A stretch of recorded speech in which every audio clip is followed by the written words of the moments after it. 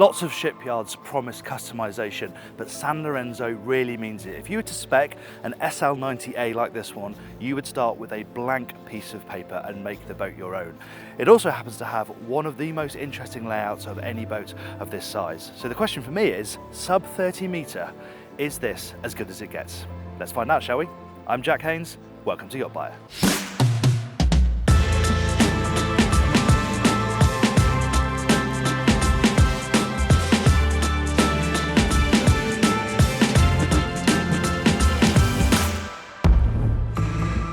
Before we get into it though, make sure you subscribe to the channel, hit subscribe, hit the bell icon, and you'll never miss another tour like this one. One of the interesting things about the SL90A is that it has a tender garage, and it's arranged as such that the tender can slide in this way on its side. There's room for a 4-metre tender in there, and it's on a trolley system. So you drop down this hydraulic platform and the trolley can swing all the way out, and then you lower the boat down to the water and you just do the same to bring it up again. And there's a huge amount of space in there. On top of having the tender in there, it's a really useful storage space as well. But let's head up into the cockpit. And this is where that clever asymmetric layout really becomes apparent, because you only have one side deck on this deck here on the starboard side. The other one is raised and leads over the top of the boat to the flybridge. We'll have a look at how that functions later on. And the benefit of that is that you have, according to Sanlorenzo, 10 to 15% more space in the saloon compared to a rival that doesn't have that arrangement. We'll see if that feels the case later on when we head inside. But for now, let's stay out here in the cockpit, and I've talked about the customization. I'll say it from now, all of this is totally flexible. This particular boat has got the 2 split tables. Both of these go up and down, but if you wanted one big table, totally different furniture, a different arrangement across the transom, no problem. You can do that with Sanlorenzo, that isn't an issue. But this is a really nice living space, obviously a very well protected living space, but you have boarding gates either side as well, so you don't have to go down to the bathing platform to get off the boat, certainly if you're alongside a high quay side. And just take a look at the mooring gear. It really is very, very nicely executed throughout. But of course, we have a nice easy flow around this boat because we only have this deck to go forward from here. Let's head up there. The attention to detail really is lovely. I mean, this is obviously an important deck for crewing. You've got your boat hooks, twin boat hooks, really nicely mounted here, very safe and secure, exactly where you need them if you're going to be grabbing ground lines, if you're mooring in the Med, for example. And then you notice these glaze sections here. Well, the reason we've got them is there's a main deck master cabin on board this yacht, which we're going to see in a moment. And that aligns with this area. So if this was blanked off, it would be ruining the view from inside. Not with this. You still have a view out, you still have light coming through, even though you have this raised bulwark here. It's a very nice effect. And we have a couple of side doors as well. This one here leads directly into the galley and then down to the crew space, so it's very easy for the crew to come out of there and move around the decks. And then we have another door forward, and this creates almost a private terrace for the owner. So this is directly into the owner's cabin. And when you come out there and you turn left and head forward, you have this lovely little terrace area where you've got a bench seat, a table, somewhere that you can come out in the morning and have a coffee. And okay, of course it is connected to the rest of the boat. Other guests can use this area, but it's a very nice little journey out of your cabin into the morning to come and have a drink, taking the view over the bow. It works really nicely. And ordinarily, we would have to cut away at this point to go to the flybridge, but not with the SL90, because the beauty of this asymmetric design is that I can get there from the foredeck. And you can tell how spacious this is by how easy it is for me to spring up the steps. And then once up, you're into pure sunbathing space. In front of the pilot house, look at the width of that. You could line up all your guests in there underneath the sun and have a lovely time taking in the rays. You can still walk down that side from here, but it doesn't connect down to the bow like it does on the port side. And in terms of crewing up here, well, of course, there's a little bit of a longer way down to hang the fenders and things like that, but you've still got your wires here. You can have railings here if you prefer. In fact, it turns the railings aft, but if you wanted the railings to run all the way forward, that's the sort of thing that Sanlorenzo will do for you. And something that's really nice about the flybridge on this boat is the access points. And the first one is here. So you can come straight off this deck, through a door here, and you're onto the flybridge. And it's a really great space, this. There's a helm up here, as you can see behind me. You've got a double bench on this side, a double bench on that side, and then on this particular boat, seating here and sort of loose furniture aft just to relax in the sun. As I've said, if you wanted a completely different arrangement here, you could have that, no problem whatsoever. Overhead, we've got a vane style sunroof, so those just tilt. You can tilt them closed or tilt them open like they are now to let the sunlight come in. And I talked about access points. Well, one down there is straight to the pilot house, and then an internal staircase down to the main deck. We'll have a look at that later on. And then the final access point is here, from the cockpit straight up to this deck.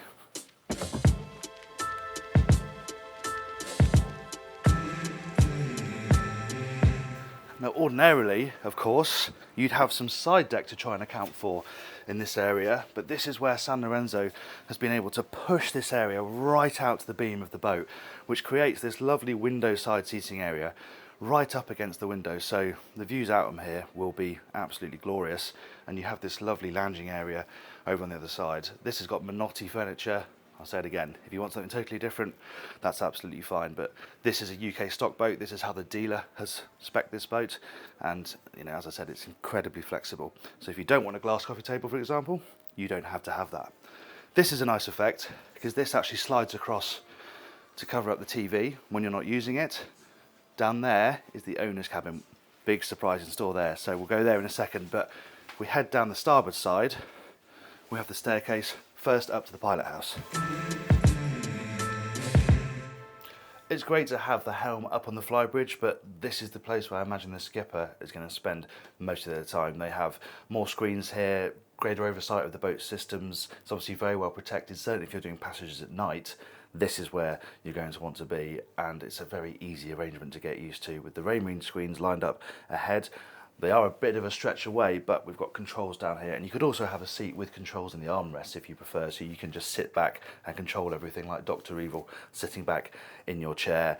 Nice proper upright steering wheel, and then you know your ZF throttles perched up there and thrusters either side. Now there are a few engine options. This particular boat has got 2,000 horsepower MAN diesels, top speed 33 knots, so we'll get a bit of a shift on and it will cruise anywhere. Well, you can cruise slow speed obviously, sort of 8 to 10 knots. It's stabilised with fin stabilisers, so slow speed stuff should be pretty comfortable, but if you do want to get a bit of move on, you could cruise at 25 knots, no problem. Let's head back downstairs. Moving forward on the main deck, opposite the pilot house, there's big amounts of storage here on the starboard side, and then we're through a door and you're into the galley. And this is obviously a space where really the crew are going to spend quite a lot of time. It's well connected to the deck spaces because there's a side door here. We saw that on the outside. So this is where that connects to the interior. And this is a good space. You can see you've got nice amounts of countertop, fiddle edges so things can't slide off. Big fridge freezer over here and a good cooking setup as well. It feels like a pretty professional operation, and crucially, there is direct access from here down to the crew space, which we're going to have a look at in a little moment. But for now, I think we should head to the other side of this deck and check out the owner's cabin. Before we get to the owner's cabin, we have this passageway down the port side, and there's a lovely atrium effect here. This stairway leads down to the guest cabins, which we're going to see in a moment, but they've opened up this area so you get some natural light coming in from the windscreen, and it also means you can communicate with the pilot house without having to go all the way around the other side. However, if you want a bit more privacy, you want this to be a crew area, you can block this off and even add a chaise longue on top so you can sort of chill out and watch the world go by from the pilot house. Now moving forward, you can separate this area here, getting to the owner's cabin with a pocket door, lots of storage out here, and also a day head on this side. And now we're into the owner's cabin.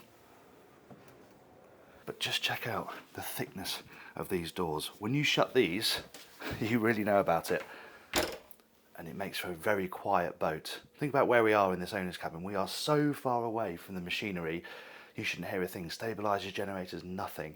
It really will be very peaceful up here. And the layout, well, it's just brilliant. It really is. We saw this side door from the outside, so you can see how well it works. There's a really nice way just to pop open and then walk directly forward out to that terrace that we saw earlier on. Nice big window on this side as well. Lovely big bed too. Opposite, a TV that is very neatly integrated into this mirror over here. When it's off, it's almost impossible to tell that there's even a TV in there. But the surprises really do keep on coming with this cabin. If we keep on heading forward, there's a nice little bureau here on the port side. Opposite, yet another window.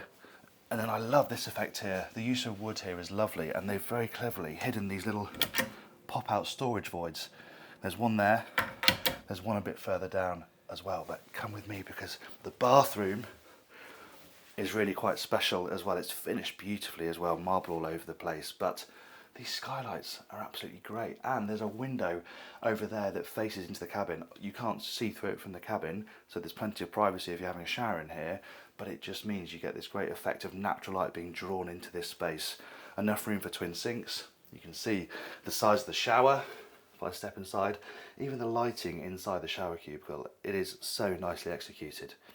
Final thing, if we keep heading down and forward, is this fabulous dressing area. Wardrobes on this side, big wardrobes, big double wardrobes, one each for each occupant, and then a wall of mirrors over here so you can see what you look like once you've gotten dressed. It's a fabulous space for a boat of this size. Now though, let's head downstairs and see what the guest accommodation looks like.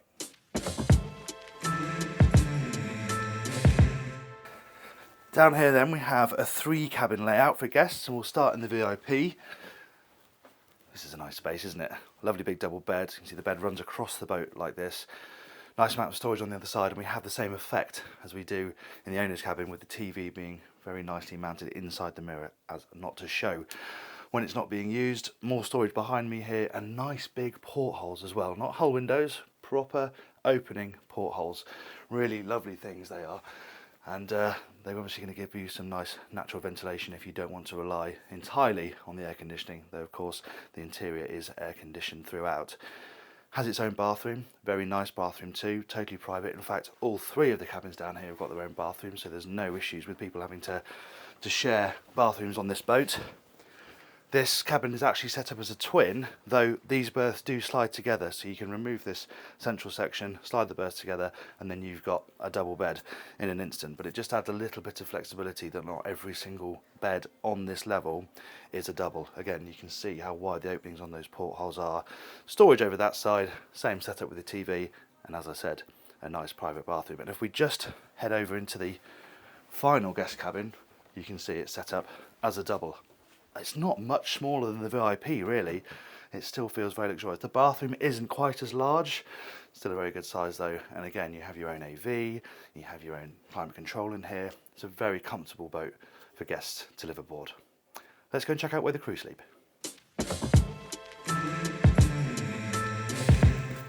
We're now on the lower deck, moving forward underneath the owner's cabin, and we're in the crew space. And the first thing you notice is it's quite nicely finished. The flooring's a bit more basic than up there, but this woodwork's still pretty nice. And there are 2 crew cabins down here. We've got 1 bunk bed cabin here, washer and dryer over here, behind those, another bunk bed cabin. So in this layout, you could sleep 4 crew. What's quite nice is there are 2 bathrooms, one this side, one that side. They're identical, it just means that everyone's not queuing to use the same bathroom in the morning and the evening. That's quite nice, as is the fact they've got a little mess area down here with a fridge. Obviously they're well connected to the galley here, just up those steps, but to have a fridge down here is quite useful. The table opens up like this for dining or playing games. It's not a bad space really. Should we head to the engine room? Heading back aft, we maybe didn't cover this earlier on, but I just want to point out how nicely they've integrated this staircase here. Obviously it's part of this boat that it has to be here, and you don't have the side deck, but they've made this really quite artistic. It looks beautiful. The way the lighting sort of picks out the steps and the way it's all connected through the glass here, I think that's a really lovely effect. And to get to the engine room, there's a quick inspection hatch here in the cockpit, but the best access is through this door here. The door access is very good. It's a bit of a clamber down that ladder, a little bit awkward to get down, but once you're in, this is a great space. Great to have your control panel so nicely aligned here on the aft end, very well lit as well. It's very easy to see everything and use everything. And I talked about the hatch in the cockpit, that's where that comes down to from down in here. And then we can very easily move between these 2 very large MAN V12 2000 horsepower diesel engines. They're actually mounted on V drives. You can see you've got the gearbox here, and then the shaft disappears underneath the engine. But there's a lovely symmetry to this engine room. You've got your twin 35 kilowatt generators, 1 on each side. The exhausts all aligned very, very neatly. And talking of neat alignment, well, just look at the cabling in this engine room. It's so tidy, everything's clipped out the way. It's an immaculate engineering space. Thank you for watching that tour. I hope you enjoyed it. If you did, please give it a like. We'd really appreciate it. And if you want to see what Princess offers at this size, I did a video with the X and the Y95 together. So you can have a look at that if you want to click up there. We'll put some sea trials down here for you. And if you'd like to subscribe, you can click up there. Thanks again for watching. I'm Jack Haynes. This is Yacht Buyer.